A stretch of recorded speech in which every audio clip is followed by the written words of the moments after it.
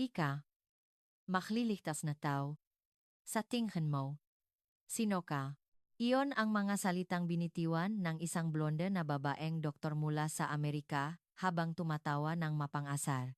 Ang mga kasamahan niyang Amerikano sa paligid ay nagbubulungan at nagpipigil ng tawa.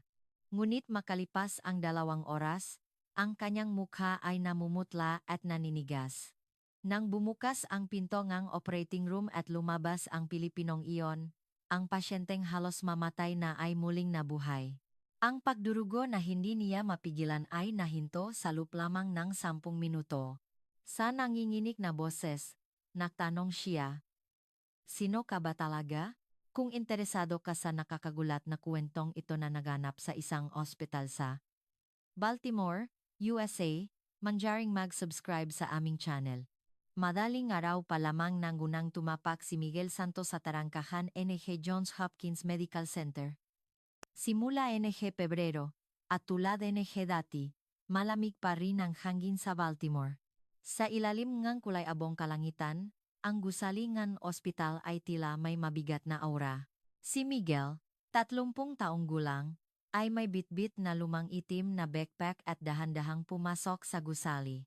Bahagyang nanginginig ang sobrang papel na hawak niya, ngunit sinikap niyang huminga ng malalim upang pakalmahin ang sarili. Simula ngayon, magtatrabaho siya sa ospital na ito bilang isang clinical research fellow. Hindi bilang isang doktor, kundi isang mananaliksik. Mula sa Human Resources Team, natanggap niya ang kanyang ID at isang puting lab gown. Sa kanyang dibdib, nakasulat ang Clinical Research Fellow kasama ang kanyang pangalan. Pinakmasdan ni Miguel ang mga salitang iyon ng ilang sandali. Kung sa Pilipinas lang, ang nakasulat sa kanyang dibdib ay surgeon. Ngunit nasa Amerika siya, at ang kanyang lisensya bilang doktor sa Pilipinas ay walang anumang silbi dito. Ang Amerika ay isang bansang hindi basta-basta kinikilala ang lisensyang madayuhang doktor. Kahit gaano pa kahusay na siruhano si Miguel sa Pilipinas, dito, siya ay isang mananaliksik lamang na nagayos ng mga chart at nangongolekta ng datos. Habang nasa elevator paakyat sa surgical ward, pinagmasdan ni Miguel ang kanyang mga kamay. Ilang operasyon na kaya ang nagawang nga kamay na ito. Mahigit 1,000 operasyon, at mahigit kalahati nito ay mga emergency surgery kung saan nakataya ang buhay at kamatayan. Ngunit ngayon, sa halip na surgical instruments, ballpen ang hahawakan ng gakamay na ito. Sa halip na magligtas ng buhay ng pasyente, manumero ang isusulat niya sa chart. Napangiti si Miguel ng mapait. Ito ang landas na pinili niya. Nang bumukas ang pinto ng elevator, narinig niya ang abalang mga yapak ng mga medical staff mula sa pasilyo. Ang mga nurse ay nagmamadaling naglalakat, at ang mga residenteng doktor ay nagtatalakayan habang hawak ang mga chart ng pasyente. Hinanap ni Miguel ang opisina, NG Chief of Surgery, gamit ang direksyong ibinigay sa kanya NG Heash. Nang kumatok siya sa pinto, isang malalim na boses ang narinig niya mula sa loob. "Pasok." Si Dr. Robert Anderson ay isang lalaking nasa huling bahaging kanyang 50s na may karisma. Ang kanyang buhok na may mga puting hibla, matatalas na mata, at ang kakaibang katatagan na taglay lamang ng isang taong ilang dekada nang humahawak ng scalpel ay kitang-kita sa kanya. Pagkakita niya kay Miguel, agad siyang nakipakamay. "Dr. Santos, welcome. Hinihintay kita." Magalang na yumuko si Miguel at tinanggap ang pakikipakamay. Nakalatak sa mesa ni Dr. Anderson ang resume ni Miguel, at may kakaibang kuryosidad sa kanyang mga mata. "Nabalitaan kong galing ka sa Philippine General Hospital, isa sa pinakamahusay. Bakit ka panapatpad dito sa Amerika? At sa posisyon ng isang research fellow?" Nag-alinlangan si Miguel sa tanong na iyon. Ano ang dapat niyang isagot? Hindi niya maaring sabihin ang katotohanan. "Hindi pa ngayon. Gusto ko pong matuto muli sa isang bagong kapaligiran." Maikli at malabo ang sagot ni Miguel, ngunit hindi na nagtanong pa si Dr. Anderson. Sa halip, tumangko siya at numiti. "Mabuti. Marami kang matututunan dito." At sinamahan niya si Miguel sa surgical ward. Habang naglalakad sila sa pasilyo, sinabi ni Dr. Anderson, sumama ka sa morning rounds ngayon. Makikita mo kung paano magtrabaho ang aming mga residente. Ang pagayos ng mga chart at pagkolekta ng data ay marimong pag-aralan ng dahan-dahan. Tumango si Miguel. Sa kanyang dibdib, naghahalong emosyon ang nararamdaman niya. Higit sa pananabik, naroon ang kaba. Higit sa pag-asa, mas malaki ang takot. Sa conference room ng ward, mayroon ng ilang medical staff na nakakatipon. 5 o 6 na residente, 2 senior doctor, at ilang nurse ang nag-usap habang may hawak na kape. Ipinakilala ni Dr. Anderson si Miguel. Ito si Dr. Miguel Santos, magiging bahagi ng 18 team simula ngayon. Isa siyang clinical research fellow mula sa Pilipinas. Sana'y maging maganda ang pakikitungo ninyo sa kanya.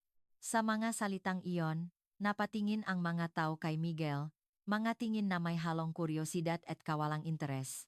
Sa hirap na Tagalog na may halong Ingles, bumati si Miguel. Magandang umaga po. Ikinagagalak ko kayong makilala. Sa kanyang medyo garalgal na pagsasalita, napangiti ang ilang residente. Hindi malaman kung ito ay ngitingang pang-asar o pakikipakaibigan. Noon, bumukas ng malakas ang pinto ng conference room at pumasok ang isang babae. Blonde ang buhok at asul ang mga mata, para siyang lumabas mula sa isang fashion magazine sa kanyang ganda at karangyaan. Ang kanyang payat na pangangatawan sa ilalim ng puting lap gown, ang kanyang lakat na punong kumpiyansa, at ang kanyang nakasisilaw na kagandahan. Siya si Dr. Emily Carter. Nasa huling taon na siya ng kanyang residency, sa surgery at ang bituin ng ospital.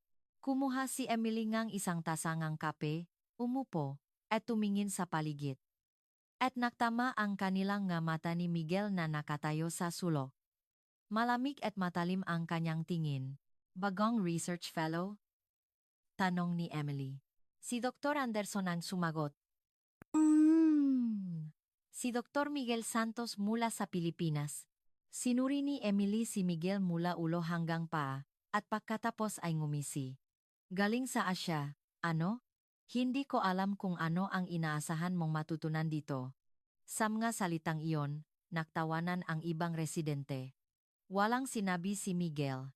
Nakayuko lamang siya habang mahigpit na kinuyom ang kanyang mga kamao. Nagpatuloy si Emily. Makaiba ang antas ng medisina sa Europa at Amerika kumpara sa Asya. Kaya makmasid ka at matuto ng mabuti. Baka sakaling magamit mo pag-uwi mo sa bansa mo. May halatang pangmamata at pangungutya sa kanyang tono. Namula ang mga tainga ni Miguel, ngunit nanatili siyang tahimik. Si Dr. Anderson, na may problemadong ekspresyon, ay suminghit. Emily, tama na yan. Simulan na natin ang rounds. Buong araw, sumunod si Miguel sa ward na parang isang multo. Pinanot niya ang nga residente habang sinusuri ang nga pasyente, binuklat ang nga chart, at tumayo sa isang sulok kung saan walang pumapansin sa kanya. Nang oras ng tanghalian, lumapit si Emily. May hawak siyang isang basong walang laman at iniabot ito kay Miguel. Ikuha mo akong kape. Research fellow ka, kaya dapat matutunan mo rin ang maganyang bagay. Muling naktawanan ng mahina ang makaresidente sa paligid. Kinuha ni Michael ang baso. Sayha po. Mababa at kalmado ang kanyang boses, ngunit bahayang nang hinganak. Tahimik siyang pumunta sa break room at naktimpla na kape. Tinanggap ni Emily ang kape, sumimsim, at kumunot ang no. Masyadong matamis, ulitin mo. Muling bumalik si Miguel sa break room.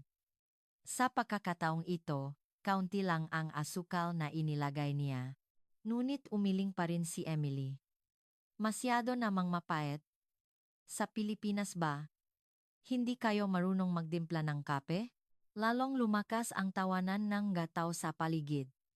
Sa ikatlong pagkakataon, pumunta si Miguel upang magtimpla ng kape. Si Dr. Anderson, na nakatingin sa kanyang likuran, ay napabuntong hininga ngunit walang sinabi. Ito ay isang uringang ritual na pinagdadaanan ng halos lahat ng dayuhang doktor. Hindi madali para sa isang dayuhan na maging bahagi ng isang ospital sa Amerika, lalo na sa isang prestihiyosong tulad nito, lalo na para sa isang tulad ni Miguel na mula sa Asya. Halos impossible na makalusot sa malalim na nakaugat na superiority complex at prejudice ng mga kanluranin para makakuha ng pakilala. Dapit hapon na nang sa wakas ay nakabalik si Miguel sa kanyang maliit na opisina.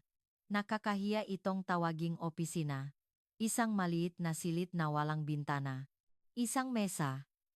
Isang computer. At mga nakatambak na chart ng pasyente lamang ang laman nito.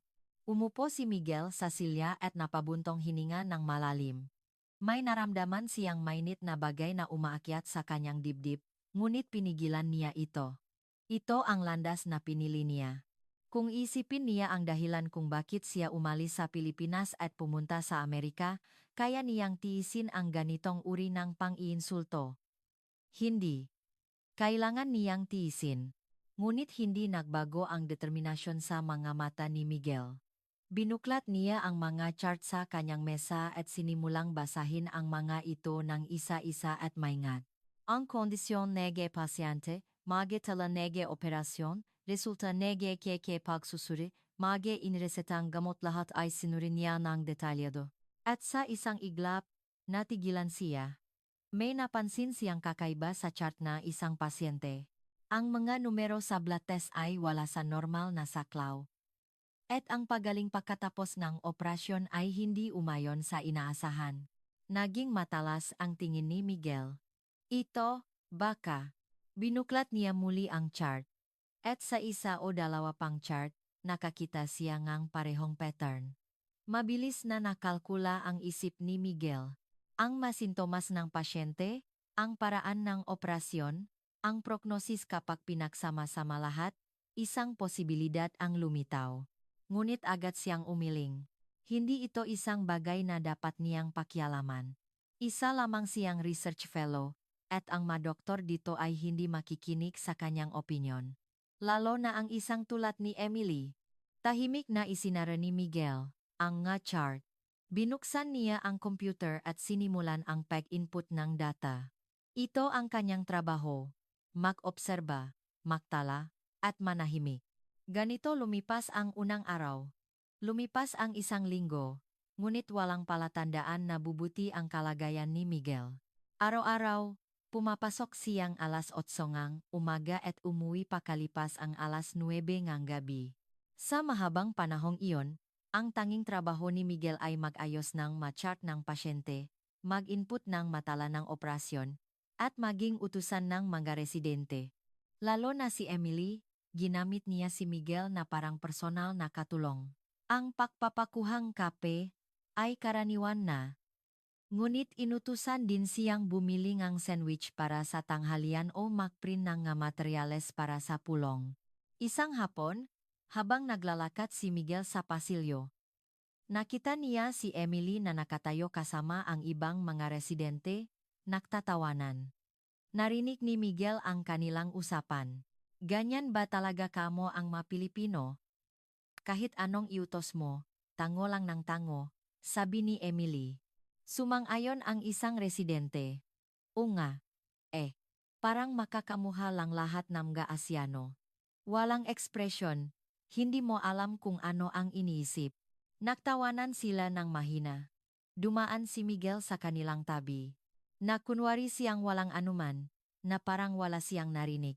Ngunit mahigpit na nakakuyom ang kanyang makamao, at nanigas ang kanyang panga. Nang gabing iyon, muli siyang nasa kanyang maliit na opisina, nag-ayos eng machar eng pasyente. Ramdam na niya ang pagod, ngunit patuloy siyang nagbasa. At doon, may napansin siyang kakaiba. Ang pasyente na nakita niya ilang araw na ang nakalipas ang pasyente na pinaghihinalaan niyang may posibilidad ng internal bleeding ay lumalala ang kondisyon. Patuloy na tumataas ang kanyang lagnat, at ang bilang na white blood cell ay abnormal na mataas. Mayroon ding tala na nagrereklamo siya na pamamaganatian. Naging seryoso ang tingin ni Miguel. Malinaw na mayroong mali. Nag-alinlangan siya, ngunit dinala niya ang chart at pumunta sa ward. Nilapitan niya ang residenteng nakaduti at maingat na naksalita. Excuse me po, tungkol sa pasyenteng lalaki, 42 years old, sa room 302. Nasuri na po ba ang posibilidad ng internal bleeding o impeksyon? Tiningnan siya ang residente ng bahagya at sumagot ng may pakainis. Tapos na ang operasyon ng pasyenteng yan at nakpapagaling na. Hindi mo na kailangang alalahanin yan. Mag-research ka na lang. Sinubukan muli ni Miguel. Pero kung titingnan po ang resulta ng blood test, malinaw na may senyales ng impeksyon at lumalala ang pamamaga ng kanyang tiyan. Sumagot ang residente ng may halong iritasyon. Doktor ka ba? Hindi. Di ba? Huwag kang makialam sa paggamot ng pasyente, research fellow ka lang. Wala nang masabi si Miguel. Tahimik siyang bumalik sa kanyang opisina at umupo. May bigat sa kanyang dibdib, ngunit tiniis niya ito. Wala siyang magagawa. Tanging magmasid na lang. Ngunit sa isang sulok ng kanyang isip, patuloy siyang nag-alala para sa pasyenteng iyon. Kung talagang may internal bleeding o impeksyon, lalong lalala ang kondisyon ng pasyente habang lumilipas ang oras. Kinabukasan ang umaga.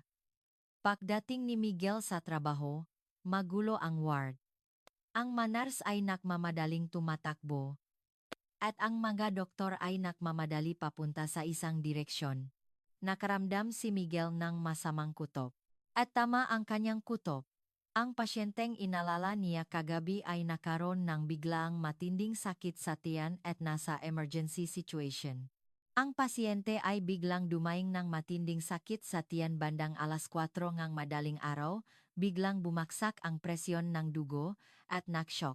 Bilang resulta ng emergency CT scan, natakpuan ang malaking damingang dugo at nana sa kanyang tiyan at kinakailangan ng agarang operasyon. Nakatayo si Miguel sa pasilyo ng operating room, pinapanot ang eksena. Si Dr. Anderson, si Emily, at ang iba pang medical staff ay nakmamadaling pumasok sa OR. Ang pasyente ay inilagay sa operating table habang nasa ilalim ng anesthesia. Naramdaman ni Miguel ang bigat sa kanyang puso. Kung sinabi lang niya ng mas maaga. Hindi, kung pinakinggan lang nila ang kanyang sinabi. Hindi sana umabot sa ganitong emergency situation. Ngunit huli na ang lahat. Tumagal ngang mahigit 3 oras ang operasyon. Sa buong panahong iyon, naghintay si Miguel sa pasilyo. Mayroon siyang ibang dapat gawin, ngunit hindi niya maiwan ang lugar. At sa wakas, bumukas ang pinto negor. Lumabas si Dr. Anderson at Emily na may pagod na mukha. Madilim ang ekspresyon ni Emily. Muntik na, bulong ni Emily. Pumutok na ang nana sa loob ng tiyan niya at kumalat na, nakdulot ng peritonitis. Kung nahuli pa tayo ng kaunti, namatay na sana siya sa sepsis. Tumango si Dr. Anderson. Dapat nating mas naging masusi sa pagmamamang pagkatapos nege unang operasyon. Noon, dahan-dahang lumapit si Miguel. Excuse me po. Sinabi ko po kahapon ang tungkol sa pasyenteng iyon. Tumingin si Emily kay Miguel. Ang kanyang mga mata ay may halong pagod at inis. Ano? Kalmadong sinabi ni Miguel. Kahapon, sinabi ko sa residenteng nakaduti ang tungkol sa resulta ng blood test at pamamaga ng tiyan ng pasyente. Sinabi kong dapat suriin ang posibilidad ng internal bleeding o impeksyon. Nanigas ang mukha ni Emily. At ano sa tingin mo ang karapatan mong gumawa ng ganyang assessment? Isa ka lang research fellow. Nag-alinlangan si Miguel bago sumagot. Ngunit kung titingnan ang nga sintomas ng pasyente, malinaw na mayroong nga abnormal na senyales. Kung nasuri lang sana nun, hindi sana lumala ng ganito. Namula ang mukha ni Emily. Lumapit siya kay Miguel at matalim na nagsalita. Pinagdududahan mo ba ang kakayahan ko ngayon? Ano ba ang alam mo para sabihin? Ang nga bagay na yan dito? Ang mga medical staff sa paligid ay napatingin sa kanilang dalawa. Naging malamig at tensyonado ang hangin sa pasilyo. Suminggit si Dr. Anderson. Huminahon kayo. Ang mahalaga ay ligtas ang pasyente. Pagkatapos ay tumingin siya kay Miguel at marahang sinabi, Dr. Santos, tama ka. Dapat naging mas maingat ang residente kagabi. Ngunit nangyari na ang nangyari. Tiyakin na lang nating hindi na ito maulit. Si Emily, na may hindi nasisiyahang ekspresyon, ay sinamaan ng tingin si Miguel. Sinuwerta ka lang. Imposibleng maintindihan ng isang Asyano ang medisina ng kanluran. At tinalikuran niya ito at naglakad palayo sa pasilyo. Naiwan si Miguel na nakatayo, pinapanot ang papalayong likod ni Emily. Mayroong mainit na damdamin sa kanyang dibdib, ngunit huminga siya ng malalim at pinigilan ito. Simula pa lamang ito, alam niyang magpapatuloy ang ganitong mga pangyayari. Ang pagbabalewala, pangungutya, at ang hindi pagpansin sa kanyang nga salita. Ngunit sihanda si Miguel na magichis. Dahil mayroon siyang layunin. Ang matutong muli at magsimulang muli dito. Nang hapong iyon, umupo si Miguel sa library at binuklat ang isang aklat ng terminolohiyang medikal sa Ingles. Napagtanto niyang dahil sa kanyang hirap sa wika, hindi naging maayos ang komunikasyon. Kung mas mahusay lang sana siyang magsalita, baka pinakingan siyang residente, kaya't nagpasya si Miguel na mag-aral ng Ingles ng 2 oras gabi-gabi. Hindi lamang makaterminolohiyang medikal, kundi pati na rin ang pang-araw-araw na pakikipag-usap. Ngunit ng gabing iyon, habang nag-aral si Miguel sa kanyang opisina, bumukas ang pinto. Pumasok si Emily. Nakahalukip-kip siya habang nakatingin ng mababa kay Miguel at malamig na nagsalita. Huwag kang magmalaki sa nangyari kanina. Zinverte ka lang. Isinara ni Miguel ang aklat at tumingin kay Emily. Hindi po iyon swerte. Obserbasyon po iyon. Kung sinuri lang ng tama ang chart ng pasyente, kahit sino ay malalaman iyon. Lalong naging malamig ang tingin ni Emily. Ano ba ang alam ng isang Asyanong tulad mo? Hindi ko alam kung anong klaseng ospital ang pinanggalingan mo sa bansa mo, pero nasa Amerika ka. Hindi mo man lang alam kung gaano kataas ang antas ng aming medisina. Kalmadong sumagot si Miguel. Walang hangganan ang medisina. Ang mahalaga ay mailigtas ang pasyente, hindi kung saang bansa galing ang doktor. Ngumisi si Emily. Ang galing mong magsalita. Kung ganyan ka kakumpiyansa, bakit hindi ka subukang mag-opera? Ay, nga pala. Isa ka lang research fellow. Hindi ka pwedeng mag-opera. Puno ngang pangungutya ang kanyang boses. Walang sinabi si Miguel. Si Emily, na may nasisiyahang ekspresyon, ay naglakad patungo sa pinto. Huminto siya sa may pintuan, lumingon, at nakiwan ng huling salita. At nga pala, bukas, kapag nag-observe ka sa operasyon ko, lumayo ka ng kaunti. Hindi ako makapag-concentrate dahil sa'yo. Amoy Asyano ka. Pagkasabi nun, isinara ni Emily ang pinto at umalis. Nanatili si Miguel na nakaupo ng ilang sandali. Paulit-ulit niyang kinuyom at binuksan ang kanyang mga kamao. Nanginginig ang kanyang panga at namumula ang kanyang nga mata. Ngunit hindi siya umiyak. Sa halip, binuklat niyang muli ang mga chart ng pasyente sa kanyang mesa. At isa-isa niyang binasa ng mas maingat.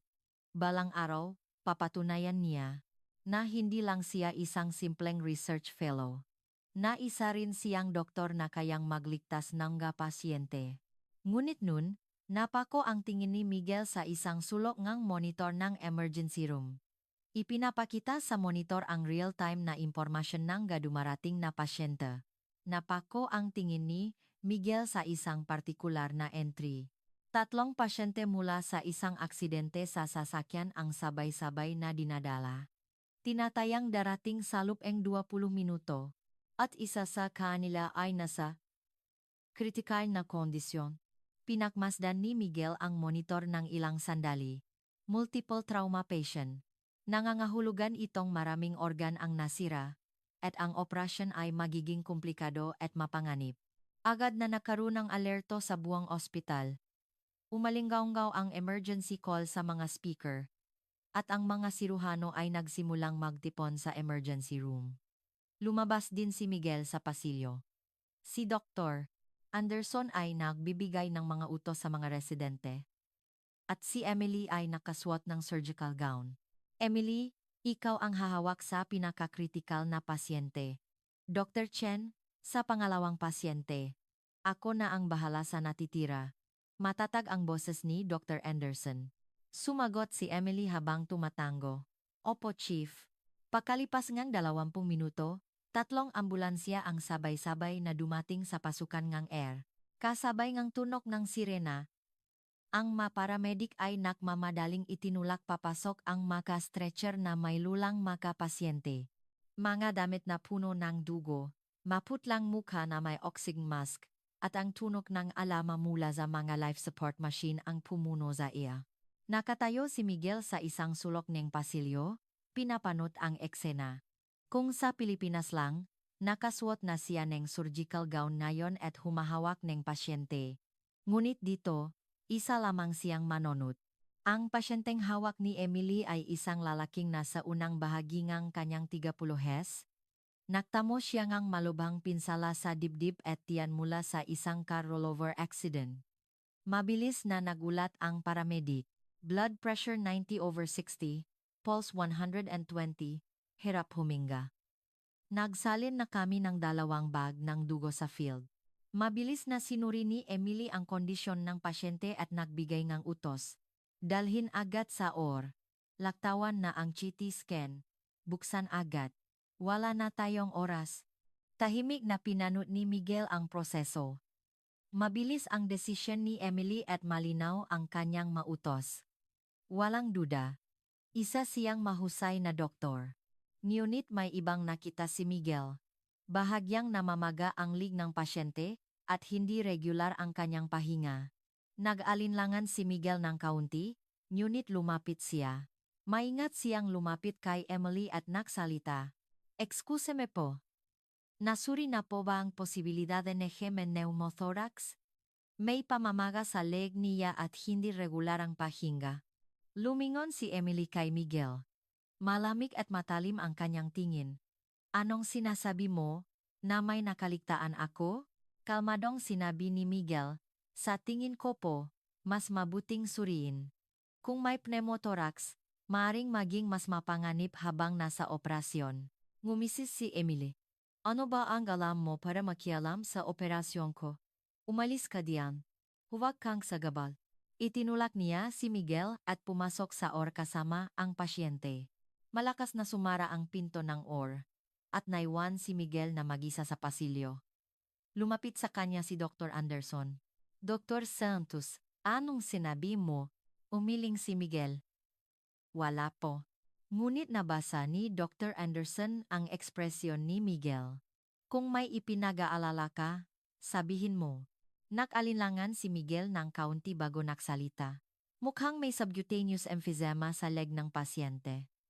Posibleng may tension pneumothorax. Bago mag-opera, mas mabuting kumuha muna ng chest x-ray. Naging seryoso ang ekspresyon ni Dr. Anderson. Tumingin siya sa pinto ng OR at kinuha ang intercom. Emily, bago mo simulan ang operasyon, kumuha ka muna ng isang chest x-ray. Mula sa intercom, narinig ang iritadong boses ni Emily. Kritikal ang pasyente ngayon, wala tayong oras para mag-aksaya. Sisimulan ko na. Muling nagsalita si Dr. Anderson. Emily, utos ko to. Kumuha kang x-ray. Pagkatapos na ilang sandaling katahimikin, maikling sumagot si Emily. Sipo. Ibinaba ni Dr. Anderson ang intercom at tumingin kay Miguel. Paano mo nalaman? Tahimik na sumagot si Miguel. Makikita po sa pasyente. Pagkalipas ng halos 10 minuto, may tawag mula sa OR. Kinumpirma ang resulta ng x-ray na may tension pneumothorax. Kung itinuloy ang operasyon ng ganun, maring namatay ang pasyente sa operating table. Marahang tinapik ni Dr. Anderson ang balikat ni Michael. Mahaling, Dr. Santos. Nakligtas ka nga isang buhay. Ngunit hindi masaya ang ekspresyon ni Miguel. Alam na niya kung paano siya titignan ni Emily. Tumagal niya mahigit 3 oras ang operasyon. Naghintay si Miguel sa pasilyo sa buong panahong iyon. Matagumpay ding natapos ang operasyon ng 2 pang pasyente, at sa wakas, bumukas na rin ang pinto ng OR ni Emily. Lumabas si Emily na may pagod na mukha. Ang manas na sumunod sa kanya ay inilipat ang pasyente sa recovery room. Habang tinatanggal ni Emily ang kanyang surgical gown, naglalakad siya sa pasilyo at nagtama ang kanilang nga mata ni Miguel. Huminto siya sa harap ni Miguel. Masaya ka na? Malamig ang boses ni Emily. Umiling si Miguel. Hindi po ganun. Pinutol ni Emily ang kanyang sasabihin. Dahil sayo, napahiya ako. Sa harap ng chief, pinalabas mong may nakaligtaan ako. Tahimik na sumagot si Miguel. Hindi po ba't ang mahalaga ay mailigtas ang pasyente? Lalong naging malamig ang tingin ni Emily. Sino ka sa tingin mo para gawin ito sa akin? Akala mo ba doktor ka? Hindi, di ba?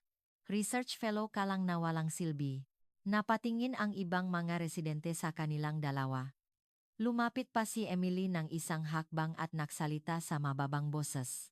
Sige, kung ganyan ka kakumpiyansa, subukan mong gawin. Ang mag-opera. Ay, nga pala, wala ka ngang lisensya. Hindi ko alam kung ano ang ginagawa mo sa Pilipinas, pero dito, wala kang kwenta. Isa ka lang research fellow na taga-ayos ng mga chart. Unti-unting lumakas ang kanyang boses. Ikaw? Magliligtas ang tao? Sige, kung magagawa mo yan, pakakasalan kita. Naktawanan ang mga tao sa paligid. Tumalikot si Emily na may mapanggasar na ngiti at naglakat palayo. Naiwan si Miguel na nakatayo. Mahigpit na kinuyom ang kanyang mga kamao. Masakit ang pagkakabaon ng kanyang mga kuko sa kanyang palat. Ngunit hindi niya ito naramdaman. Sa kanyang tainga, paulit-ulit na umalingaw-ngaw ang mapanuyang boses ni Emily. Pakakasalan kita. Alam kaya niya kung gaano ka-insulto ang mga salitang iyon? Dahan-dahang ipinikit ni Miguel ang kanyang mga mata. Naalala niya ang mga alaala sa Pilipinas. Ang operating room, ang pasyente, at ang bangungot ng araw na iyon.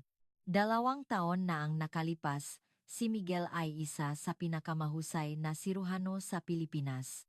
Bago pa man siya magtatlumpu, nakagawa na siya ng mahigit 1,000 operasyon na, at karamihan ay matagumpay.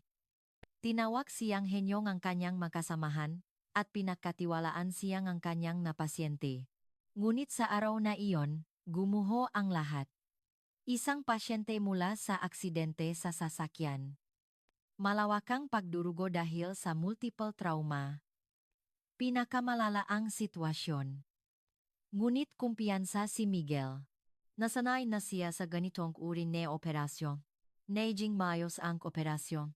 Nahinto ang pagdurugo, natahi ang mga nasirang organ, lahat ay perpekto. Ngunit 1 oras pagkatapos ng operasyon, biglang nagshock ang pasyente. Muli siyang inoprahan. Ngunit huli na ang lahat. Namatay ang pasyente. Ang resulta ng autopsy ay nagpakita na ang sanhi ay internal bleeding mula sa isang napakaliit na ugat na nasira. Isang bahagi na nakaligtaan ni Miguel. Isang napakaliit na ugat na halos hindi makita. Ngunit ang maliit na pagkakamaling iyon ay kumitil sa buhay ng pasyente. Sa legal na aspeto, hindi ito medical malpractice. Kahit sino ang tumingin, ginawa niya ang lahat, at ang ganitong kaliit na pinsala ay mahirap talagang makita. Ngunit hindi mapatawad ni Miguel ang kanyang sarili. Mula noon, hindi na siya makapag-opera. Kapag tumatayo siya sa harap ng operating table, nanginginig ang kanyang makamay. Kapag tumitingin siya sa pasyente, nakikita niya ang mukhang taong namatay nung araw na iyon. Sinabi ngang kanyang magkasamahan na naiintindihan nila, ngunit nababasa ni Miguel ang pagkadismaya sa kanilang mga mata. Pagkatapos ng ilang buwang pagtitiis, nagpasya si Miguel. Iiwan niya ang lahat at magsisimulang muli. Ang kanyang lisensya bilang doktor, ang kanyang karera, ang kanyang reputasyon lahat ay iiwan niya at mag-aral muli mula sa simula. Kaya siya pumunta sa Amerika.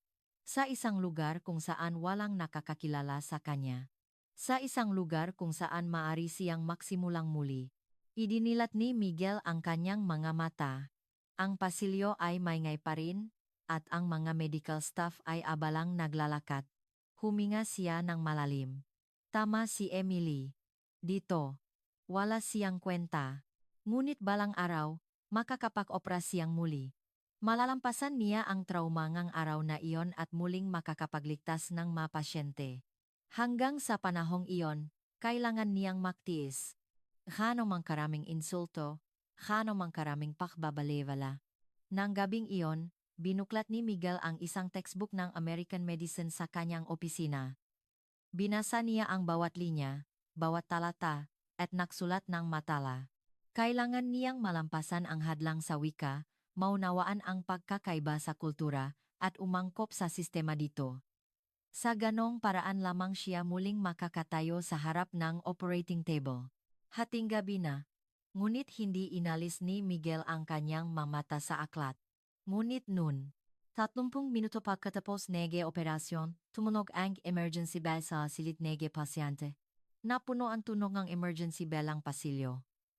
Isinara ni Miguel ang aklat at nagmamadaling lumabas ng opisina. Ang manjanar ay tumatakbo sa pasilyo, at ang doktor na nakaduti ay nagmamadali ring pumunta sa isang direksyon. Sinundan sila ni Miguel.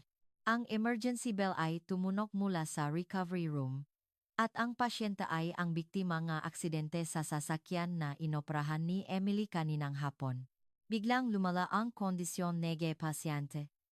Bumagsak ang presyon nege dugo, bumilis ang pulso, at patuloy na bumababa ang oxygen saturation. Ang residenteng nakaduti ay nakmamadaling sinuri ang pasyente at nagutos sa nurse. Bilisan ang 4-drip. Tasan ang oxygen concentration. Kumuha ulit ng blood test. Agad. Nakmamadaling kumilos ang mga nurse, ngunit hindi bumubuti ang kondisyon ng pasyente. Nakatayo si Miguel sa pasukan ng silid, nakatitig sa monitor. Patuloy na bumabaksak ang vital signs ng pasyente. Tinawagan ng residente. Si Dr. Anderson. Hating gabi na. Ngunit seryoso ang sitwasyon. Wala pang 10 minuto. Dumating si Dr. Anderson sa ospital at agad na pumunta sa recovery room. Kasunod niya si Emily. Mukha siyang pagod na kagigising lang. Ngunit matalas ang kanyang mga mata. Habang sinusuri ni Dr. Anderson ang pasyente, nagtanong siya, walang naging problema sa operasyon? Tumangho si Emily. Perpekto po. Nahinto ko lahat ng pagdurugo, at natahi lahat ng nasirang bahagi.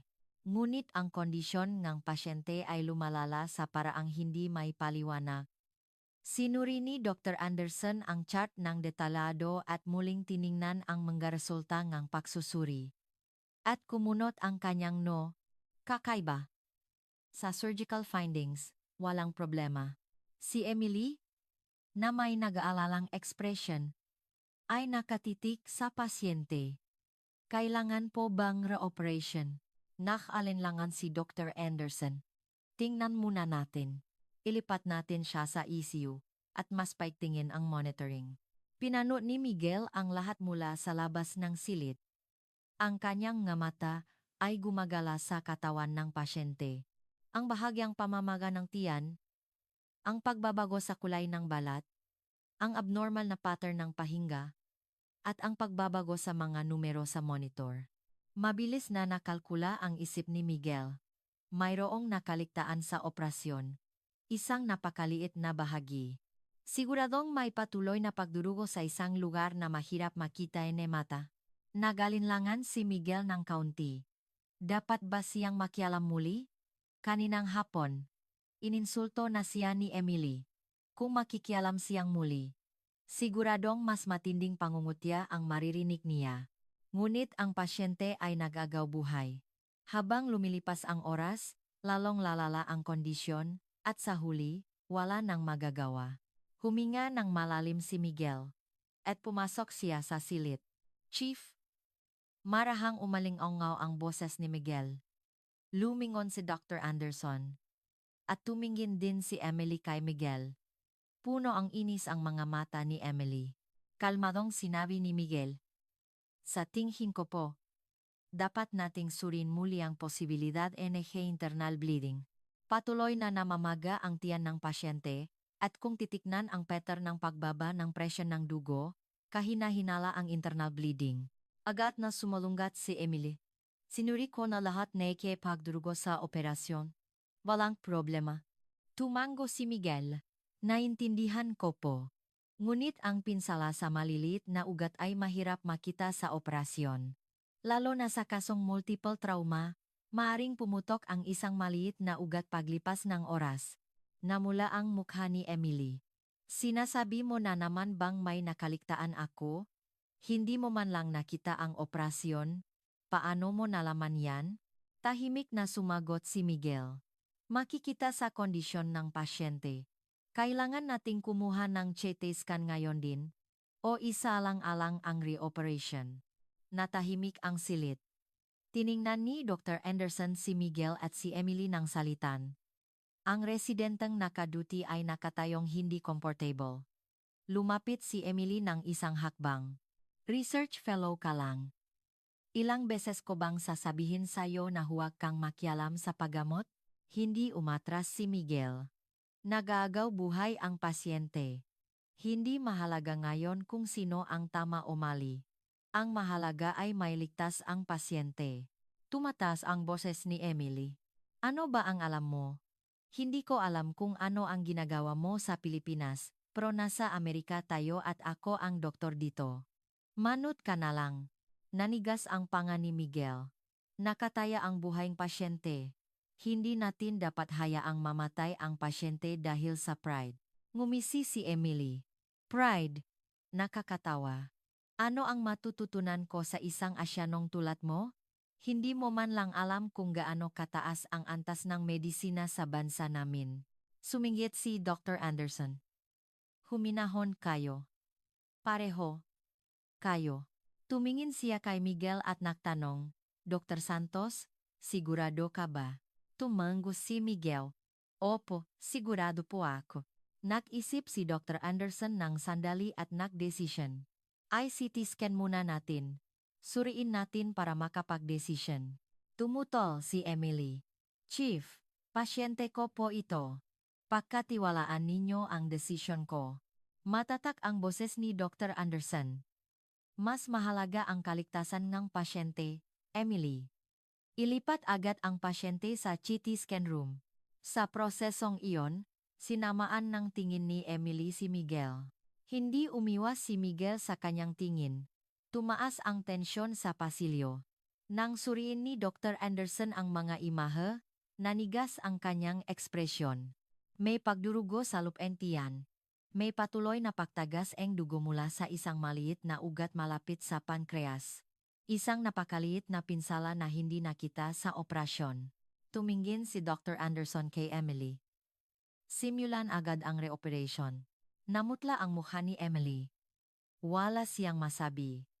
Nagbigay ngang utos si Dr. Anderson para sa paghahanda at muling nakmadaling kumilos ang nga medical staff. Tahimik na nakatayo si Miguel sa isang sulok ngang pasilyo. Mabigat ang kanyang dibdib. Hindi siya masaya na tama siya. Sa halip, naramdaman niya ang pait. Dahil 2 taon na ang nakalipas, parehong-pareho ang pagkakamaling ginawa niya.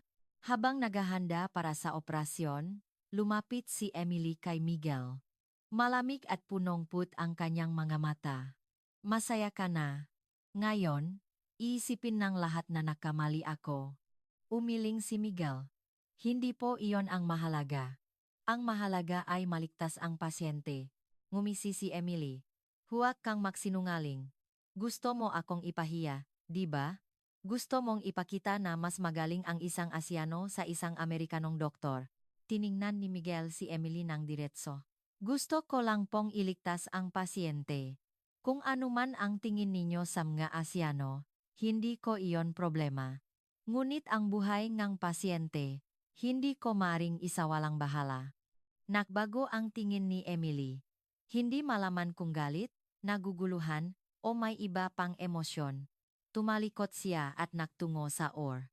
Tumagal ngang 2 oras ang re-operation. Umupo si Miguel sa pasilyo sa labas ng OR at naghintay. Hating gabi na, ngunit hindi siya inaantok. Sa kanyang isip, Paulit-ulit na bumabalik ang alaala ng 2 taon na ang nakalipas.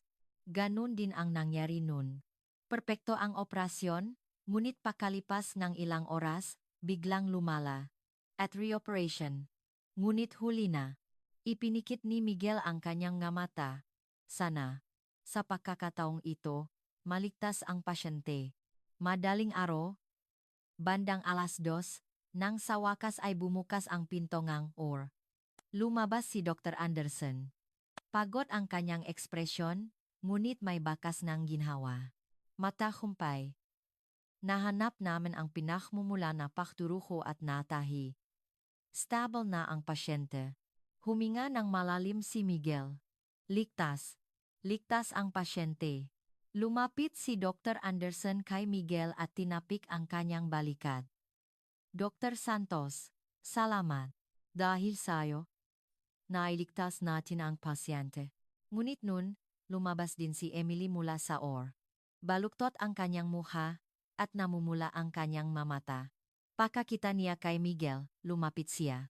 At sa mababang boses, sinabi niya, "Sige na. Ikaw na ang panalo. Masaya ka na ba?" Walang sinabi si Miguel. Nagpatuloy si Emily. "Pero huwag kang magkakamali, research fellow ka pa rin, at ako ang doktor, kahit gaano ka pa kagaling, wala kang magagawa dito." Tinitigan niya si Miguel ng diretso sa mata at nag-iwan ng huling salita. "Ikaw? Magliligtas ng tao? Sige, kung magagawa mo yan, pakakasalan kita, pero hinding-hindi ka makakapag-opera. Wala kang ang lisensya." At tinalikuran niya ito at naglakad palayo sa pasilyo. Naiwan si Miguel na nakatayo, mahigpit na nakakuyom ang kanyang makamao. Nangingini ang buo niyang katawan. Marahang sinabi ni Dr. Anderson kay Miguel.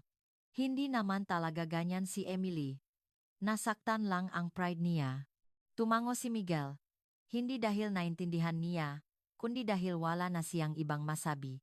Nagpatuloy si Dr. Anderson. "Dr. Santos, hindi biro ang kakayahan mo.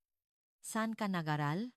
Nag-alinlangan si Miguel ng kaunti bago sumagot, "Sa Pilipinas po." Tiningnan siya ni Dr. Anderson ng may malalim na kahulugan. "Ano ang ginagawa mo sa Pilipinas? Mukhang hindi ka lang basta nag-research dun." Hindi sumagot si Michael. Yumuko na lamang siya. Hindi na naktanong pa si Dr. Anderson.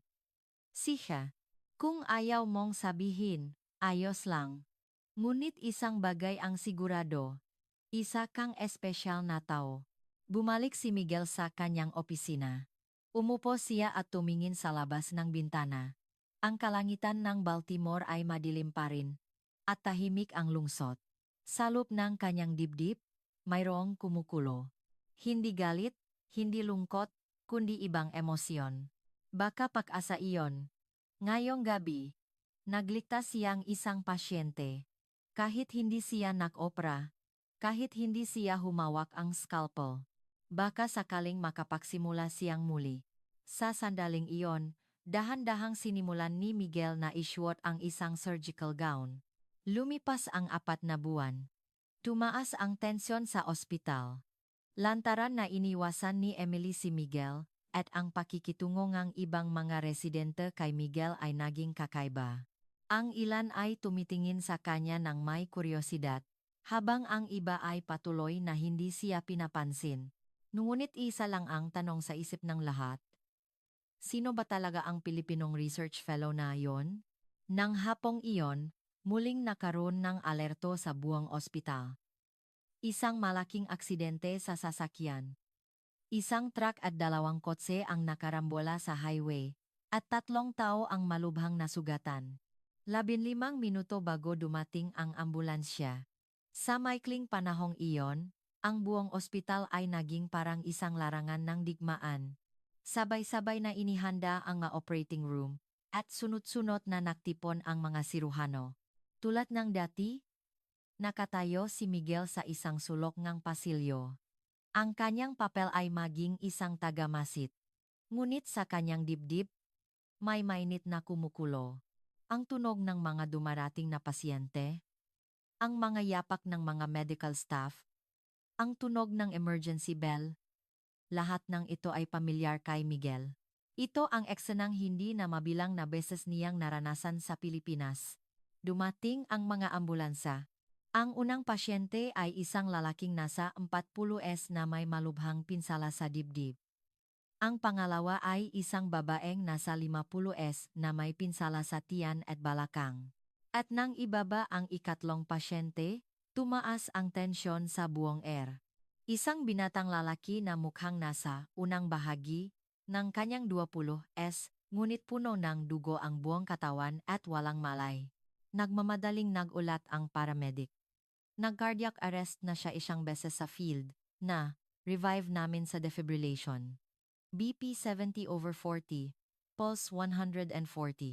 Malaki ang posibilidad NG malawakang pagdurugo. Agad na nagdesisyon si Dr. Anderson.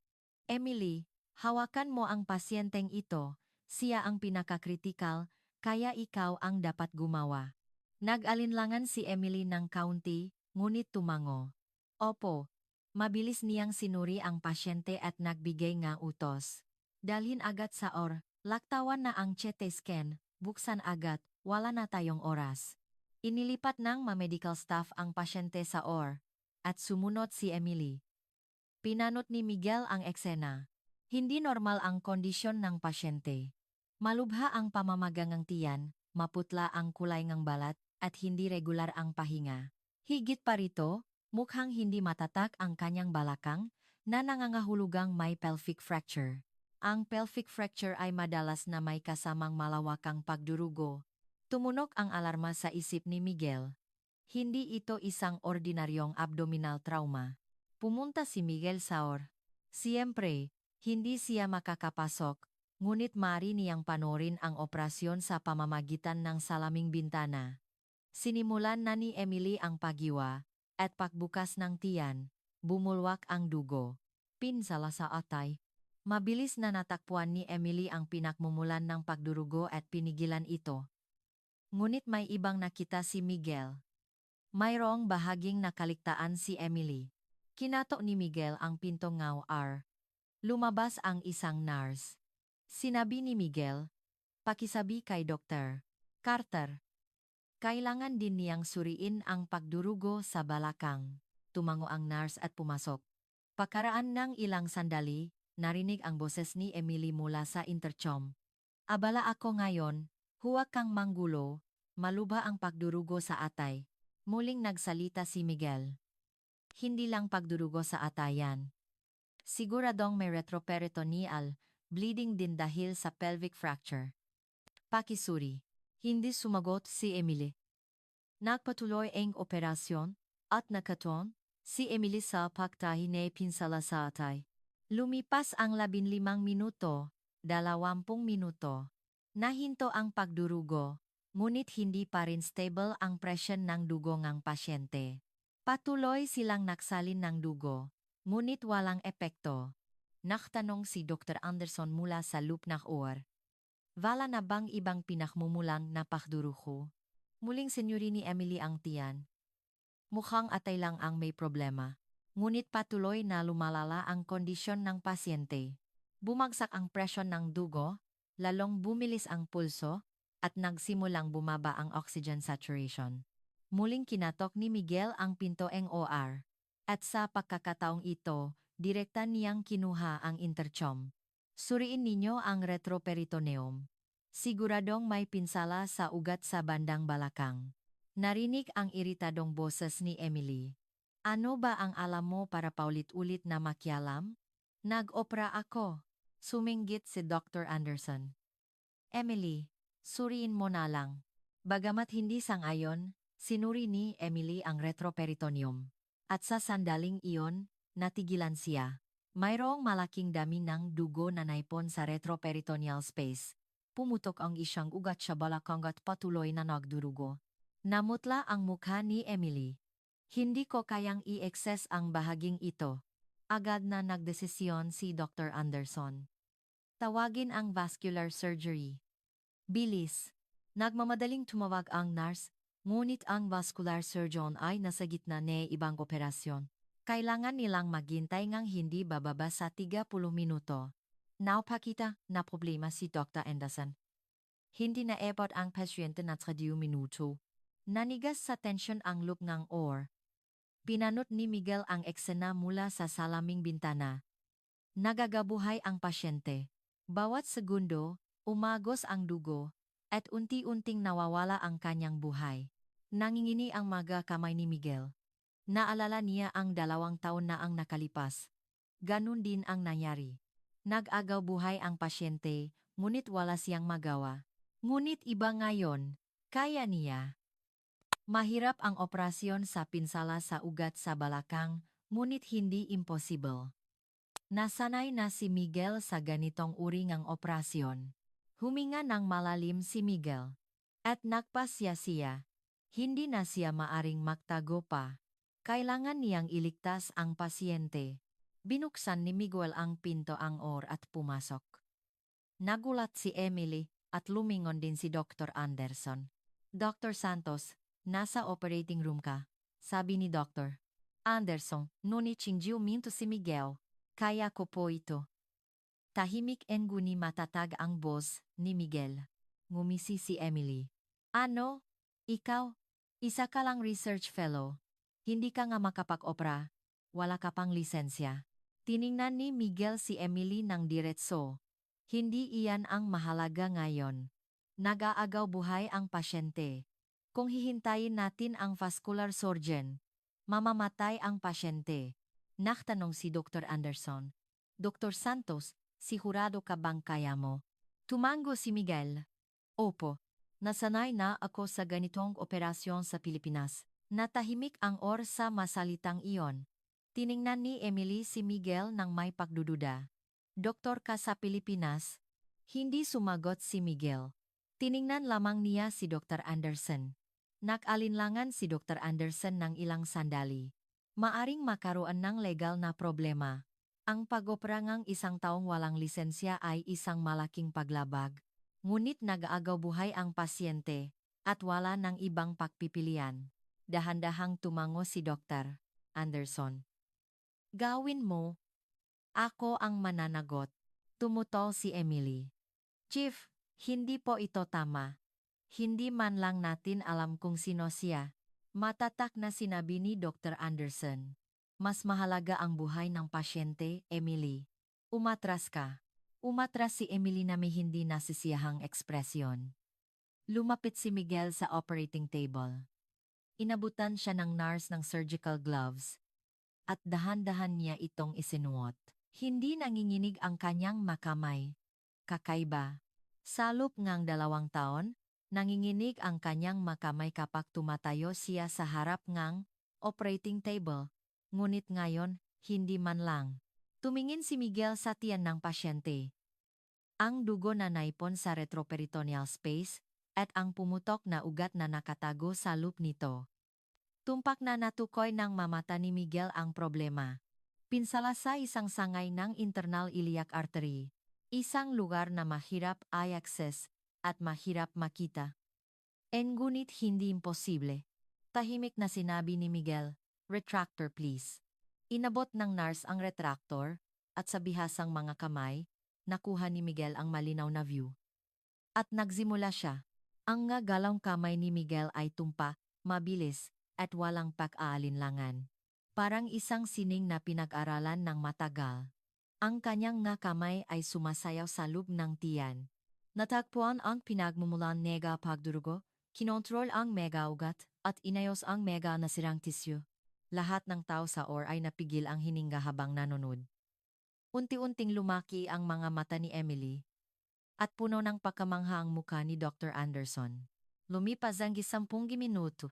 Uminto ang gipagidurugo. Unti-unting tumaas ang presyon ng dugo ng pasyente. Nagsimulang maging stable ang kanyang pulso. Tinapos ni Miguel ang huling tahi at dahan-dahang inalis ang kanyang mga kamay. Tapos na. Nababalot ng katahimikan ang or. At pakaraan ng ilang sandali, tumunok ang signal mula sa monitor na stable na ang vital signs ng pasyente.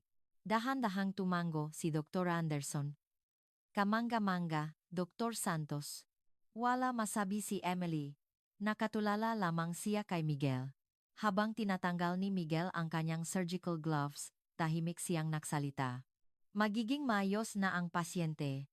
Ngunit kailangan niyang masusing pakmamanman sa ICU sa loob ng 24 na oras. Nagtanong si Dr. Anderson. Dr. Santos, sino ka ba talaga? Nag-alinlangan si Miguel ng kaunti. At dahan-dahan siyang nagsalita. Isa po akong surgeon. Sa Pilipinas. Sa mga salitang iyon, nagulat ang lahat ng nasa Namutla ang muha ni Emily, at nagsimulang magbulungan ang ibang na medical staff. Muling nagtanong si Dr. Anderson. Kung ganun, bakit ka nandito bilang isang research fellow? Hindi sumagot si Miguel. Yumuko na lamang siya. Nanginginig ang boses ni Emily nang magtanong. Sino ka ba talaga? Isang oras pagkatapos ang operasyon, puno ang tensyon ang conference room.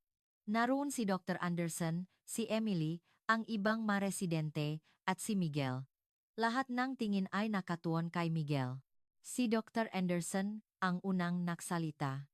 Dr. Santos, kailangan naming ng paliwanag. Sino ka ba talaga? At bakit ka napunta dito bilang isang research fellow? Nag-alinlangan si Miguel ng kaunti. Isang nakaraang nais niyang itago, ngunit alam niyang hindi na niya ito may tatago pa. Dahan-dahan siyang nagsalita. Ang pangalan ko po ay Miguel Santos.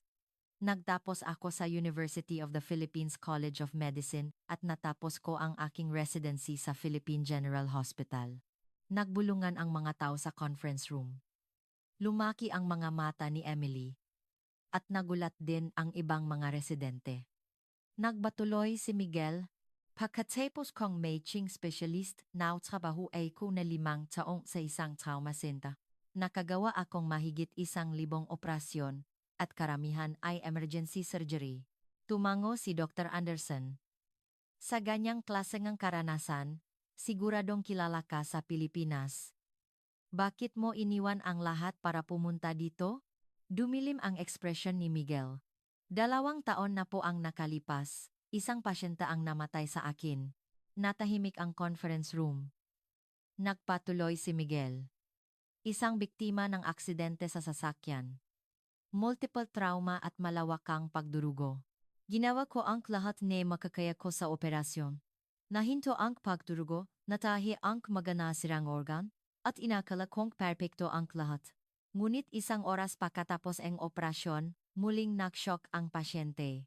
Nanginginig ang boses ni Miguel. Muli namin siyang inoperahan, ngunit huli na ang lahat. May nakaligtaan akong pinsala sa isang napakaliit na ugat. Isang ugat na halos hindi makitang mata. Tahimik na nagtanong si Emily. Kaya, tumingin sa kanya si Miguel. Sa legal na aspeto, walang problema. Hindi ito itinuring na medical malpractice. Ayon sa mga eksperto, mahirap talagang makita ang ganoong kaliit na pinsala. Ngunit hindi ko mapatawad ang aking sarili. Mahigpit na nakakuyom ang kamao ni Miguel. Mula noon, hindi na ako makapag-opera. Kapag tumatayo ako sa harap ng operating table, nangingini ang aking mga kamay.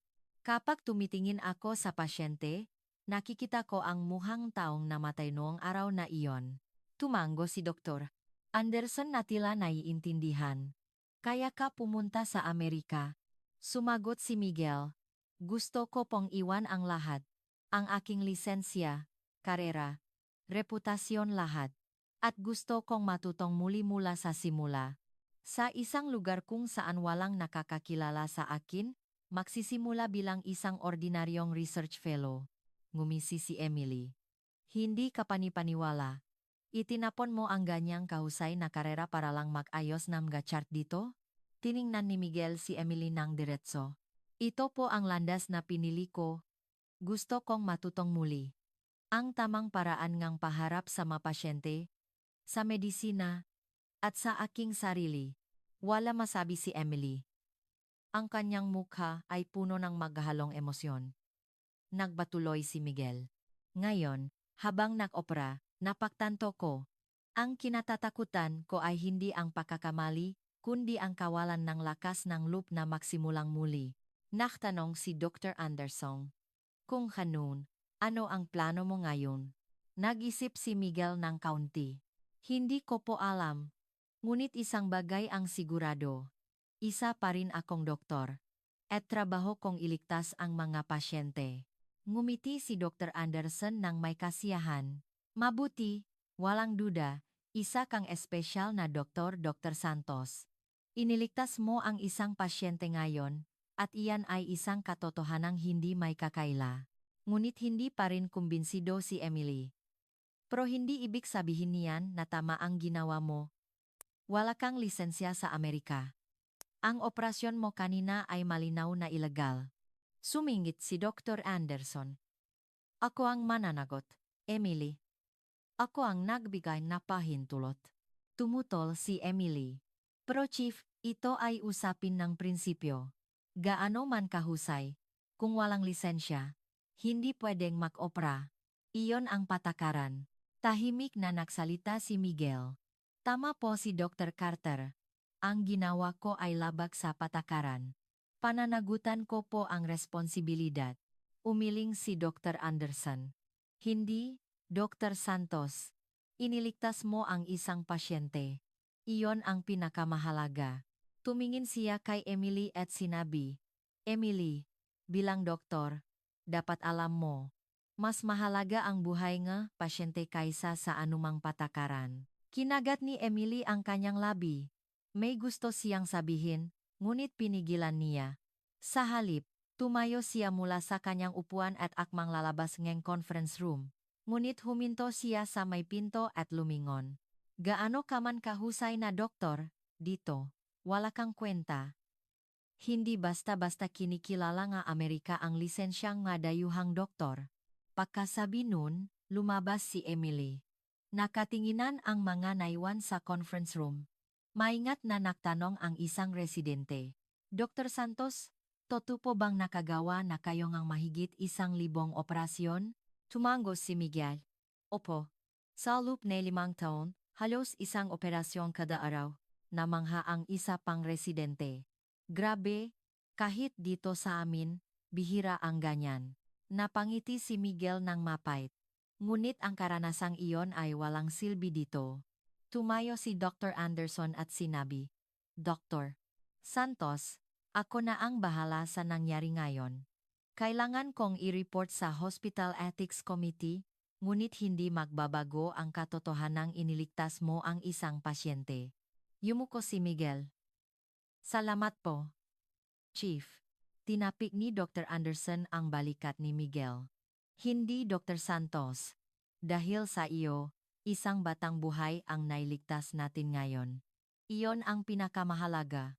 Pagkatapos ng pulong, naglakad si Miguel sa pasilyo. Tinitignan siya ng mga medical staff na dumadaan. Tila kumalat na ang balita. Ang research fellow mula sa Pilipinas ay isa palang surgeon at nagligtas ang pasyente ngayon. Ang ilan ay tumitingin ng may kuryosidad, ang iba ay may pahanga, at ang iba naman ay may pagdududa. Pumunta si Miguel sa ICE. Gusto niyang suriin ang kondisyon ng pasyenteng inoperahan niya. Sa salaming bintana ng ICE, nakita niya ang pasyente. Nakakabit sa isang ventilator, ang ngunit stable ang kanyang vital signs sa monitor. Nakatayo si Miguel doon ng ilang sandali, nakatitik sa pasyente, ligtas. Ligtas ang pasyente. Sa unang pagkakataon sa loob ngang 2 taon, muling nakapagligtas si Miguel ngang isang pasyente.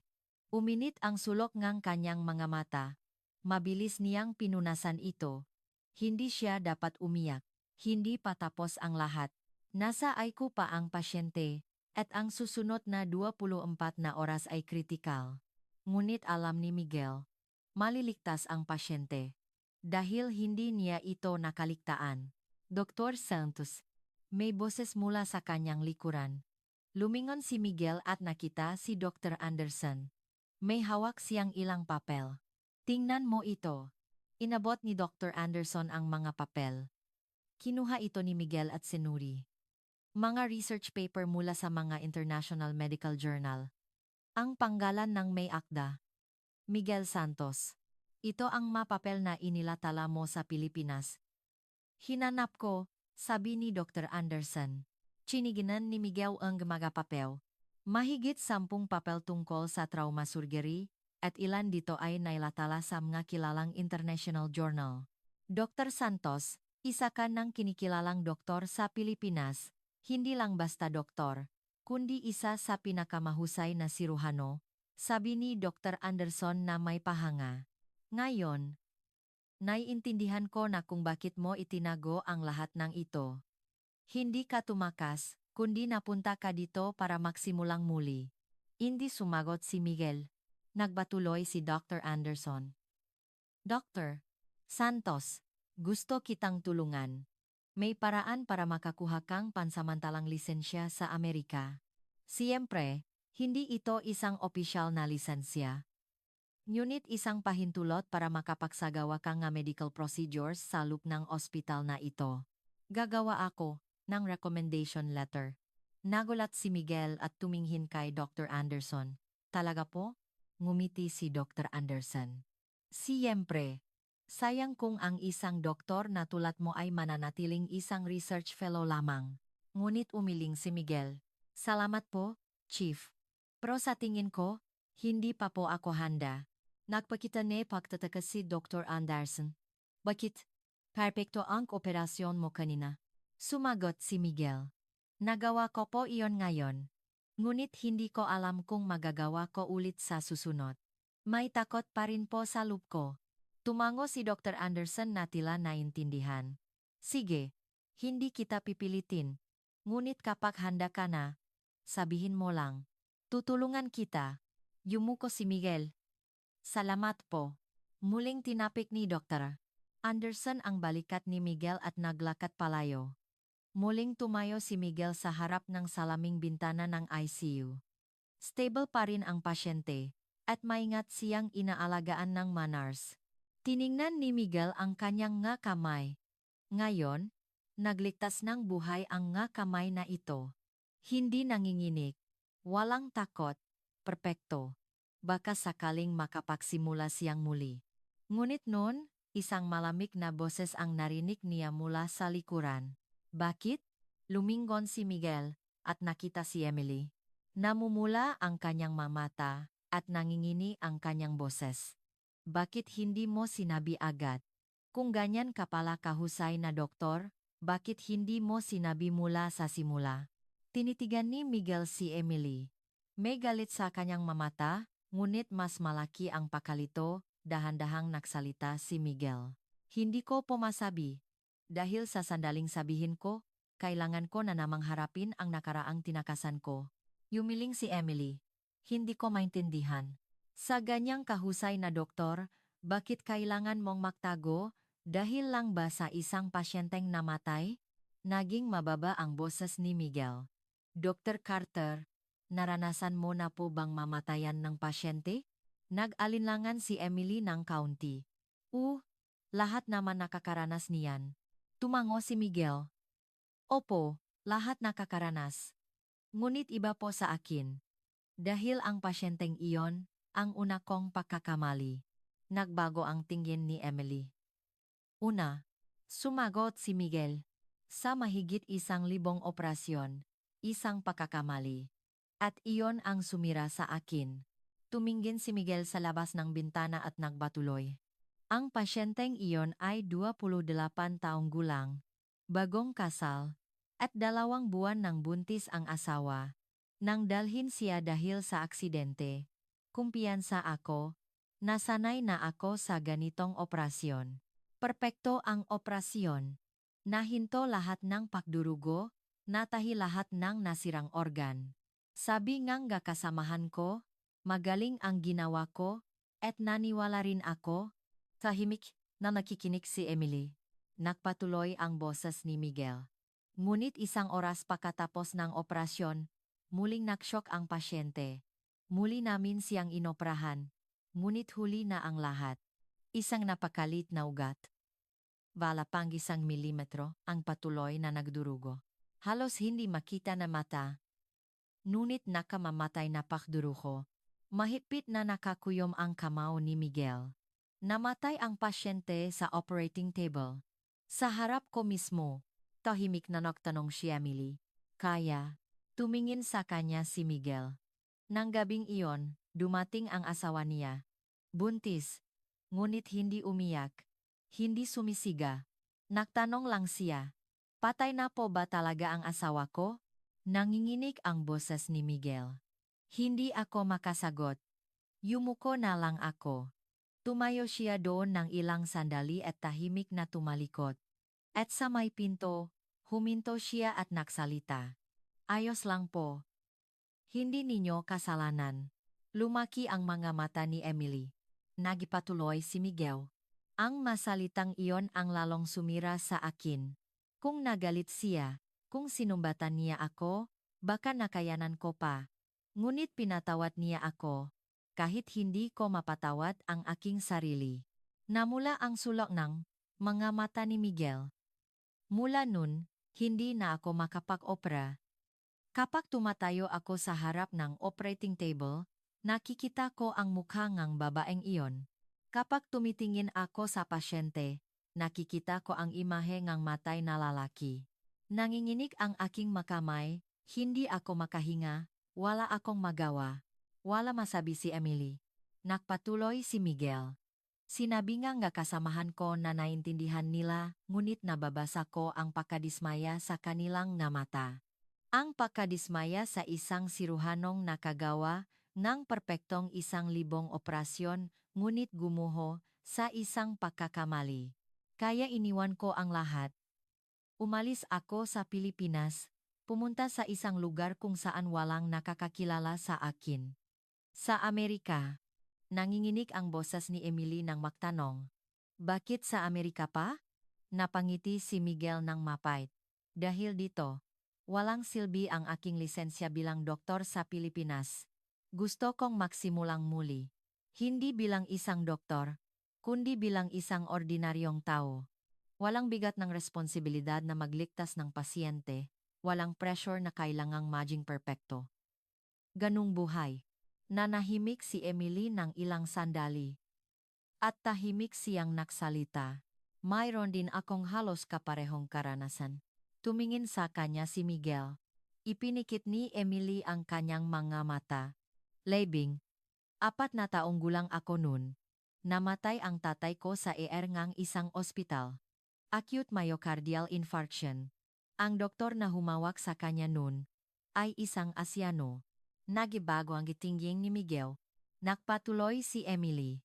Buong buhay kong kinamuhian ang doktor na iyon. Isang walang kwentang doktor na hindi nailigtas ang tatay ko. Kaya hindi ko mapagkatiwalaan ang mga Asyano, lalo na ang mga Asyanong doktor. Nanginginig ang kanyang boses. Pero nalaman ko ilang taon na ang nakalipas. Nawala na talagang pag-asa ang tatay ko. Pagdating pa lang sa ospital, halos tumigil na ang kanyang puso. Kahit sinong doktor ang humawak sa kanya, hindi na siya maililigtas. Tumulo ang luha mula sa mata ni Emily. Kahit nalaman ko ang katotohanan iyon, patuloy ko pa ring kinamuhian ang doktor na iyon. Dahil kailangan kong may sisihin. Ayokong tanggapin ang pagkamatay ng tatay ko. Pinunasan niya ang kanyang maluha. Kaya ganun ang pakikitungo ko sa iyo. Dahil lang Asyano ka. Nainis ako kapag nagsasalita ka tungkol sa medisina. Gusto kong bigyang katwiran ang aking prejudice. Tahimik na nakikinig si Miguel. Nagpatuloy si Emily. Pero ngayon, nakita kitang mag-opera. Ang perpektong magalaw, ang hindi nag-alinlangang desisyon, at ang tunay na malasakit sa pasyente. Noon ko napagtanto kung gaano ako naging hangal. Tiningnan niya si Miguel ng diretso. Ikaw ang pinakamahusay na doktor na nakilala ko. Pero hindi ko iyon nakita. Hindi, ayokong makita. Umiling si Miguel. Hindi po, Dr. Carter. Nakamali din po akong pagtingin sa inyo. Isa kayong mahusay na doktor. Ang pagkakamali kanina ay maaring mangyari sa kahit sino. Napangiti si Emily ng mapait. Hindi ko kailangan ng konsolasyon. Naging arogante. Ako at punong prejudice. Inamin ko iyon. Huminga siya ng malalim. Patawad, Dr. Santos. Taos puso akong humihingi ng tawad. Nakalinlangan si Miguel ng kaunti, ngunit inilahat niya ang kanyang kamay, magsimula po tayong muli. Tiningnan ni Emily ang kamay na iyon at dahan-dahang nakipagkamay. Sa sandaling nagdikit ang kanilang nga kamay, tila unti-unting natutunaw ang matagal ng hindi pagkakaunawaan at prejudice. Tahimik na nagtanong si Emily. Ano ang plano mo ngayon? Babalik ka na ba sa Pilipinas? Tumingin si Miguel sa labas ng bintana. Ang kalangitan ng Baltimore ay maganda pa rin, at nagniningning ang mailaw ng lungsod. Hindi ko po alam. Ngayon, habang nag-opera, naramdaman ko na isa pa rin akong doktor. Ngunit hindi pa ako sigurado kung kaya ko na bang tumayong muli sa harap ng operating table. Sabi ni Emily. Pero perpekto ang ginawa mo kanina. Sumagot si Miguel. Dahil nag-agaw buhay ang pasyente, wala akong pagpipilian. Ngunit hindi ko alam kung magagawa ko ulit sa susunod. Tumango si Emily na tila naiintindihan. Huwag kang magmadali. Maglaan kang oras. At tahimik niyang idinagdag. Pero isang bagay ang dapat mong malaman. Nalampasan mo na ang iyong takot. Pinatunayan mo iyan kanina. Tumingin si Miguel kay Emily. Taos puso ang kanyang mga mata. Nanatili silang tahimik ng ilang sandali. Tahimik ang pasilyo, at tanging ang regular na tunog ng monitor sa ICU ang maririnig. Noon, biglang nagtanong si Emily. Yung babay, yung asawang pasyente mo, kumusta na kaya siya? Dumilim ang ekspresyon ni Miguel. Hindi ko po alam. Pinutol ko ang komunikasyon nang umalis ako sa Pilipinas. Pero minsan, naisip ko siya. Kung naisilang ba niya ng mayos ang bata? Kung mayos ba ang kanilang pamumuhay? Tahimik na sinabi ni Emily. Bakit hindi mo siya hanapin pag-uwi mo? Humingi kang tawad? Humingi kang kapatawaran? Umiling si Miguel. Pinatawad na po niya ako. Ang kailangan kong patawarin ay ang aking sarili. Hindi na nagtanong pa si Emily. Sa halip, tahimik siyang nagsalita. Isa kang mabuting doktor, Dr. Santos, at isang mabuting tao. Hindi sumagot si Miguel. Tinitigan lamang niya ang pasyente sa loob ng ICE. Ang pasyenteng iniligtas niya ngayon. Ang pasyenteng inoperahan niya ng perpekto. Na may mga kamay na hindi nanginginig. Baka ito na ang bagong simula. Ang simula na magtatapos sa 2 taong pagtakas, pagtatago, at takot. Si Emily ang unang tumayo. Gabi na. Aalis na ako. Makita na lang tayo bukas, Dr. Santos.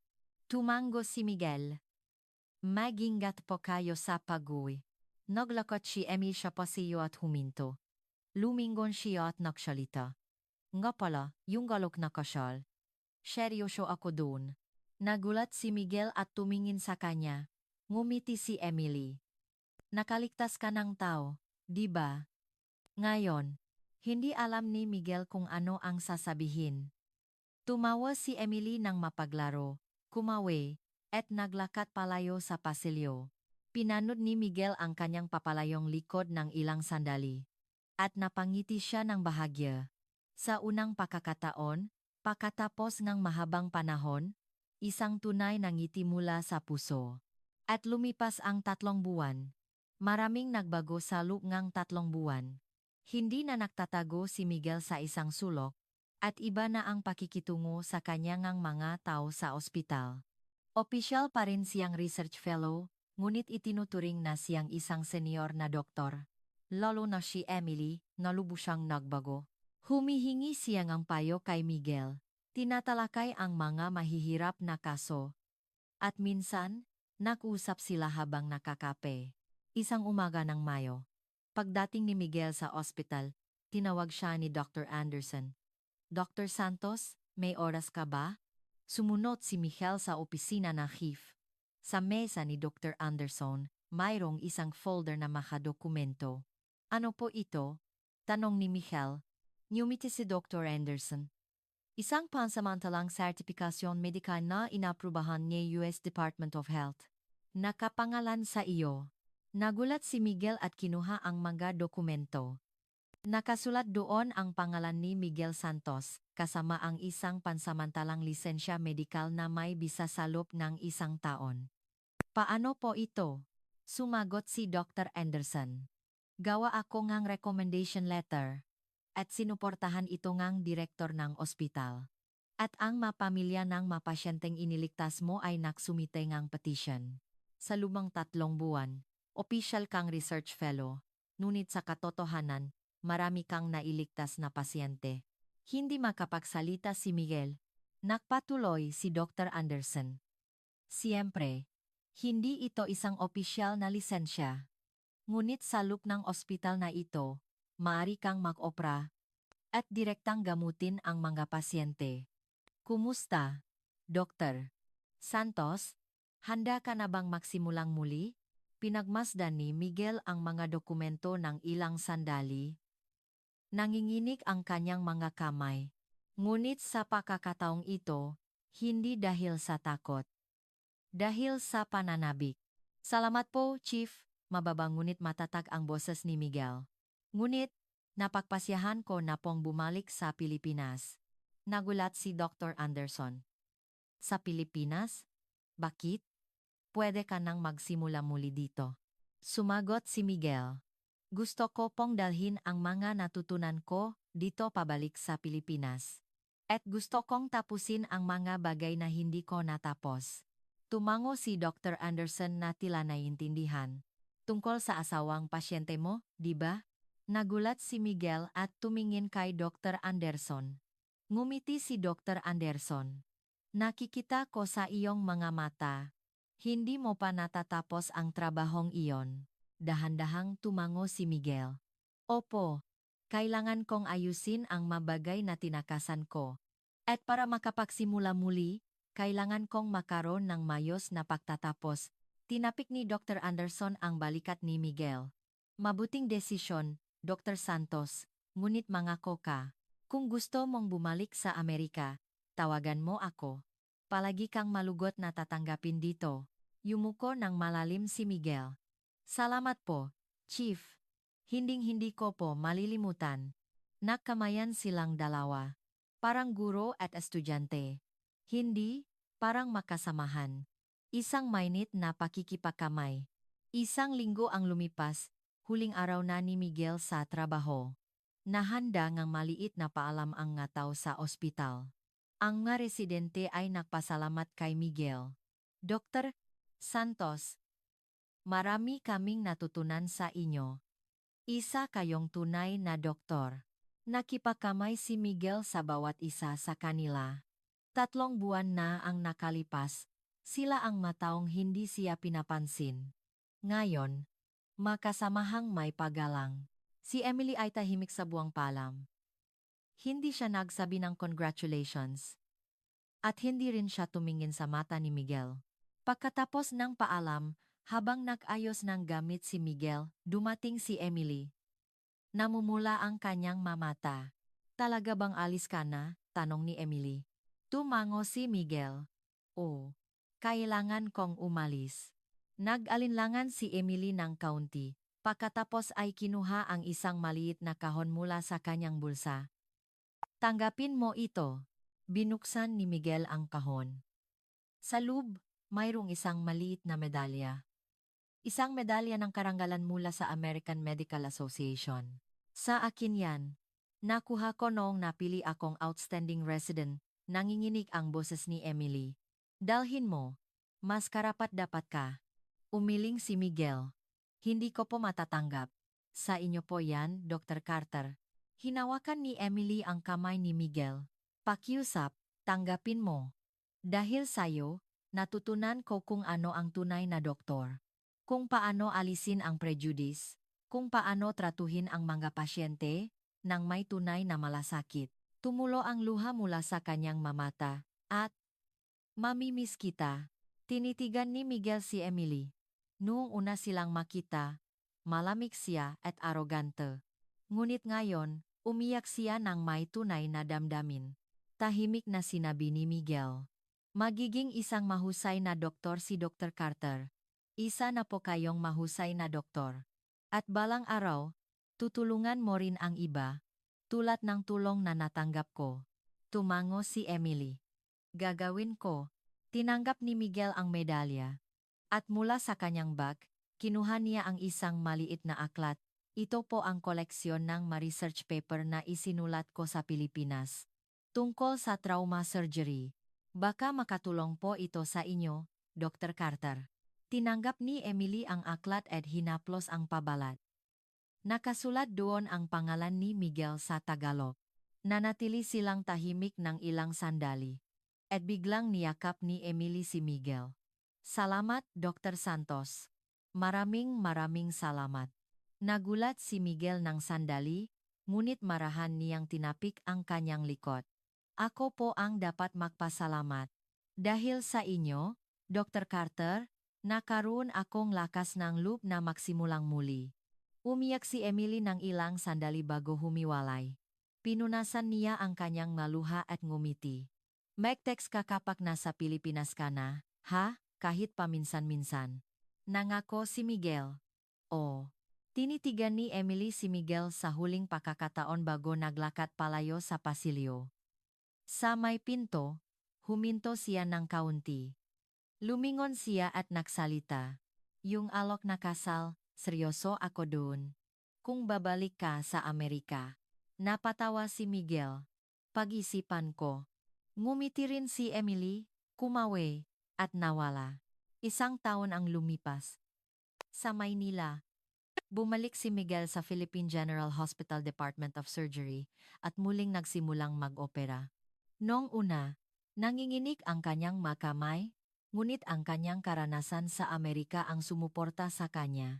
Sa bawat pasyenteng naililitas niya, unti-unti niyang nalalampasan ang traumangang nakaraan. At isang araw, hinanap ni Miguel ang babaeng iyon. Ang babaeng nawalan ng asawa 2 taon na ang nakalipas. Sa pamamagitan ng matalaan ng ospital, natakpuan niya ang kanyang address at maingat na kumatok sa pinto. Bumukas ang pinto, at lumitaw ang babae. Nakilala niya si Miguel. Dok, yumuko ng malalim si Miguel. Huli na po, pero naparito ako para huminging tawad. Tahimik siyang pinapasok ng babae sa bahay.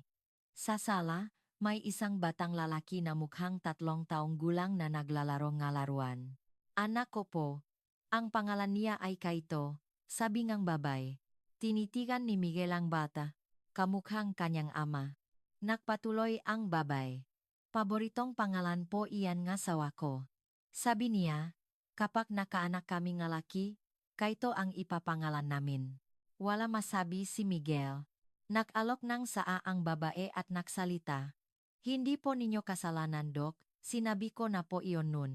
Umiling si Miguel. Dapat po naging mas maingat ako.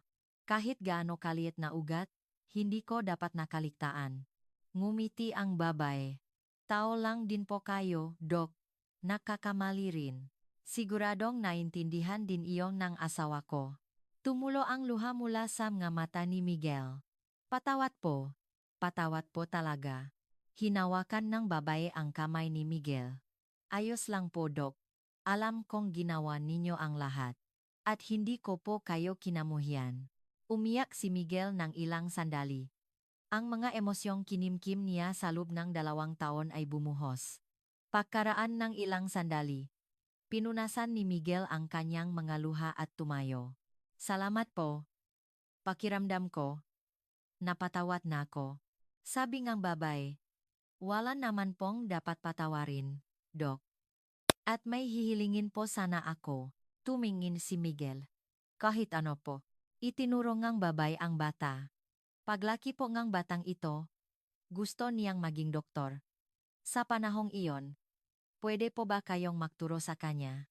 Tinitigan ni Miguel ang bata. Et tumango siya. Pangako po. Ngumiti ang babay. Salamat po, Dok. Lumabas si Miguel ng bahay at tumingala sa langit. Malinaw ang langit ng Maynila. At mainit ang sikat ng araw. Tila unti-unting nababawasan ang mabigat na pasanin sa kanyang dibdib. Ilang taon ang lumipas, muling nakilala si Miguel sa larangan ng medisina sa Pilipinas. At tuwing tag-araw, pumupunta siya sa Amerika at nagbibigay ng isang linggong lecture sa Johns Hopkins. Si Emily ay naging isang senior surgeon na at nagtayo ng isang mentorship program para sa mga dayuhang doktor. Isang araw, pagkatapos ang lecture, lumapit si Emily kay Miguel. Dr. Santos, sabay tayong mananghalian. Umupo silang dalawa sa isang cafe malapit sa ospital. Inabutan ni Emily si Miguel ngang isang maliit na kahon. Ano ito? Tanong ni Miguel. Tumawa si Emily at sumagot. Buksan mo. Sa loob ng kahon. Mayroong isang singsing. Nagulat si Miguel at tumingin kay Emily. Mapaglarong sinabi ni Emily. Naalala mo pa ba yung alok na kasal? Sabi ko, kapag nakaligtas kang ang tao, pakakasalan kita. Napatawa si Miguel. Biro lang yun, di ba? Umiling si Emily. Nung una, pero ngayon, seryoso na. Tinitigan ni Miguel si Emily. Seryoso ang kanyang mga mata. Dr. Carter. Pinutol ni Emily ang kanyang sasabihin. Huwag kang makmadaling sumagot. Hihintayin kita. At tumayo siya habang tumatawa. Sige, makita na lang tayo ulit sa susunod na taon, Dr. Santos. Pinanot ni Miguel ang papalayong likod ni Emily at napangiti.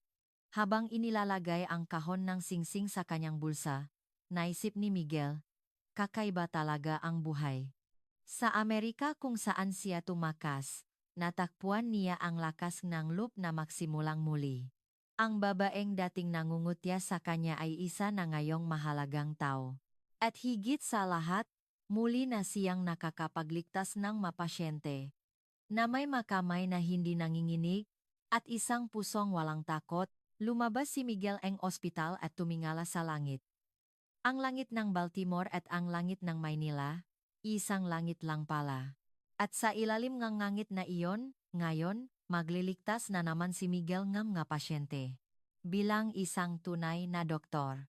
Pagtatapos ng kwento, kamusta ang video natin ngayon?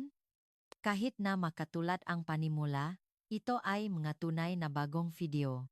Sa pamamagitan ng masusing pananaliksik at pag-aral, lumilikha kami ng mas kawili-wiling nga kwento. Walang hanggang pasasalamat sa aming nga subscriber na laging sumusuporta.